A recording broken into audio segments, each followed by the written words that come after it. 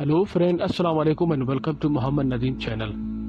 दोस्तों, ये कहानी एक मशहूर बॉलीवुड एक्ट्रेस दिव्या भारती की है। वो एक्ट्रेस जिसकी मौत आज भी एक मिस्ट्री बनी हुई है। दिव्या भारती 1974 में इंडिया के शहर मुंबई में पैदा हुई। दिव्या को कम उम्र से ही मॉडलिंग और एक्टिंग का शौक हो गया। दिव्या को 9th क्लास में पढ़ने के दौरान ही मॉडलिंग का मौका मिल गया। इस वक्त इसकी उम्र सिर्फ 14 साल थी। इसने पढ़ाई छोड़ दी और अब शोबिस इंडस्ट्री में एंटर होना शुरू हो चुकी थी। ये 1990 की बात है जब दिव्या को अपनी पहली फिल्म में लीड रोल मिल गया।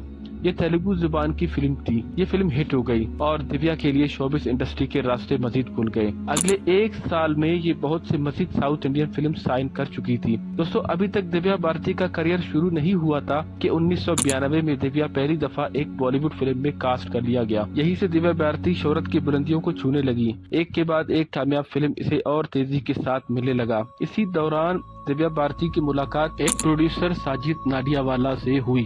कुछ अरसे में ये दोनों काफी अच्छे दोस्त बन गए। 1992 में इन दोनों ने शादी करने का फैसला कर लिया। 10 मई 1992 के दिन एक छोटी सी पार्टी में इनकी शादी हो गई। दोस्तों, शादी के बाद ये अपने शोहर के साथ मुंबई के एक अपार्टमेंट में रहने लगी। इसी दौरान ये अपने फिल्मी करियर को भी साथ लेकर चलती रही। दोस्तों, वक्त गुजरने के साथ साथ दिव्या भारती इंडिया की टॉप एक्ट्रेस बन गई। इस दौर में ये किसी भी फिल्म में काम करने के ज्यादा मुआवजा ले रही थी। लेकिन दोस्तों, ये अप्रैल 5 तारीख की रात थी जब दिव्या को एक शॉकिंग खबर मिली। इस रात 11 बजे के करीब इसके घर 2 मेहमान आए हुए थे। साजिद नाडियावाला यानी दिव्या का शोहर इस वक्त घर पर मौजूद नहीं था। इसके अलावा एक मुलाजमा अमृता कुमारी भी दिव्या के साथ घर पर मौजूद थी। ये भी कहा जाता है कि इस दिन दिव्या भारती का अपने शोहर से किसी बात पर झगड़ा हुआ था। दिव्या कुछ देर तक अपने मेहमानों के साथ बैठी रही। दोस्तों, ये तीनों लोग नशे में थे। इसी दौरान दिव्या अपने मेहमानों से अलग होकर अपने घर के बैल्कनी की एज पर बैठ गई। कुछ देर तक ये इसी जगह पर बैठी रही। फिर वो हुआ जिसने पूरी इंडिया को शॉक में डाल दिया। दरअसल बैल्कनी से नीचे उतरते वक्त अचानक दिव्या का पाँव फिसल गया और इससे पहले कि ये खुद को संभालती, ये अपने 5 मंजिला अपार्टमेंट से नीचे गिर गई। वहाँ पर मौजूद लोगों ने फौरन इसे हॉस्पिटल ले गई। लेकिन रात 1:30 बजे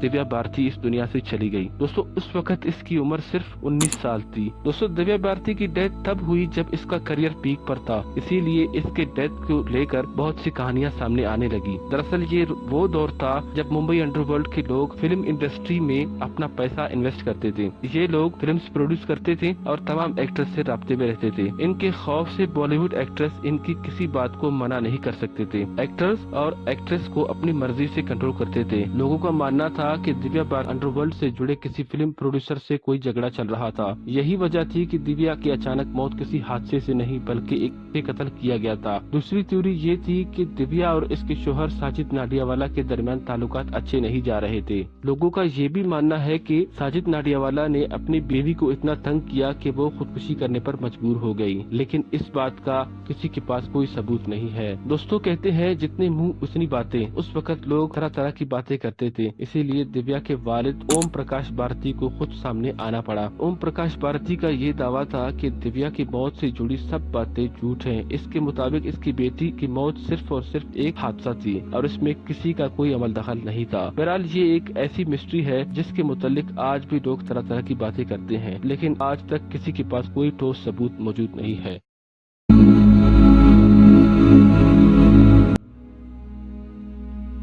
दोस्तों, अगर आप इस तरह की मजीद इंटरेस्टिंग वीडियोस देखना चाहते हैं तो मेरे चैनल को लाइक, सब्सक्राइब और शेयर करें और कमेंट में अपनी कीमती राय का इज़हार करना मत भूलिए।